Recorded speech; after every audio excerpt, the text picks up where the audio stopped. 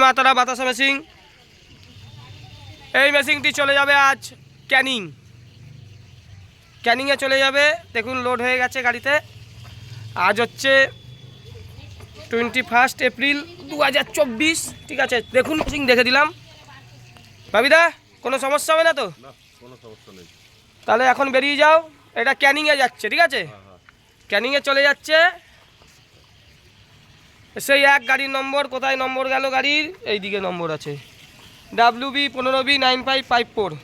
আবার কালকেও যাবে। এখন মোটামুটি 10 দিন 10খানা মেশিন যাবে। অর্ডার আছে 37-38টা। অটো মেশিন দিতে পারবো না, সবাইকে ঠেকিয়ে দিতে হবে। অ্যাডভান্স সবার থেকে মোটামুটি নিয়ে নেওয়া আছে।